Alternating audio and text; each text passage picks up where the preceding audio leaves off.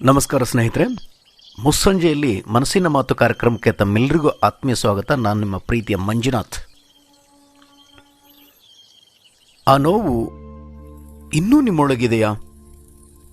ಕ್ಷಮೆ ಅವರಿಗಾಗಿ ಅಲ್ಲ, ಅದು ನಿಮಗಾಗಿ. ನೀವು ಕ್ಷಮಿಸದೇ ಇದ್ದಾಗ ಆ ನೋವು, ಆ ಕೋಪ, ಆ ನೆನಪು ನಿಮ್ಮನ್ನೇ ಒಳಗೆ ತಿನ್ನುತ್ತದೆ ಮತ್ತು ನೀವು ಸಂತೋಷವನ್ನು ಕಳೆದುಕೊಳ್ತೀರಾ. ಇವತ್ತು ಒಂದು ನಿರ್ಧಾರ ಮಾಡಿ, ಆ ನೋವನ್ನು ಹಿಡಿದುಕೊಳ್ತೀರಾ ಅಥವಾ ಬಿಡ್ತೀರಾ? ಇವತ್ತೇ ಒಬ್ಬರಿಗೆ ಮನಸ್ಸಿನಲ್ಲೇ ಹೇಳಿ, ನಾನು ನಿಮ್ಮನ್ನು ಕ್ಷಮಿಸುತ್ತೇನೆ. ಒಂದು ಪತ್ರ ಬರೆಯಿರಿ, ಕಳಿಸಬೇಕಾಗಿಲ್ಲ, ಆದರೆ ನೀವು ಹಗುರವಾಗುತ್ತೀರಾ. ನಾಳೆ ಮತ್ತೆ ಮುಸ್ಸಂಜೆಯಲ್ಲಿ ಭೇಟಿಯಾಗೋಣ. ನಮಸ್ಕಾರ. ನಮ್ಮ ಸಿಂಪಲ್ ಸೆನ್ಸ್ ಕನ್ನಡ ಯೂಟ್ಯೂಬ್ ಚಾನಲ್ನಲ್ಲಿ ನಿಮಗಾಗಿ ತುಂಬ ಉಪಯುಕ್ತವಾದ ಮಾಹಿತಿಗಳು ಕಾಯುತ್ತಿವೆ. ಇಂಥ ಹೆಚ್ಚಿನ ವಿಡಿಯೋಗಳಿಗಾಗಿ ಈಗಲೇ ಸಬ್ಸ್ಕ್ರೈಬ್ ಮಾಡಿ. ಈ ವಿಡಿಯೋ ಇಷ್ಟವಾಗಿದ್ದರೆ ಲೈಕ್ ಮಾಡಿ, ನಿಮ್ಮ ಸ್ನೇಹಿತರೊಂದಿಗೆ ಶೇರ್ ಮಾಡಿ ಮತ್ತು ನಿಮ್ಮ ಅಭಿಪ್ರಾಯವನ್ನು ಕಾಮೆಂಟ್ ಮೂಲಕ ತಿಳಿಸಿ. ನಿಮ್ಮ ಸಹಕಾರವೇ ನಮಗೆ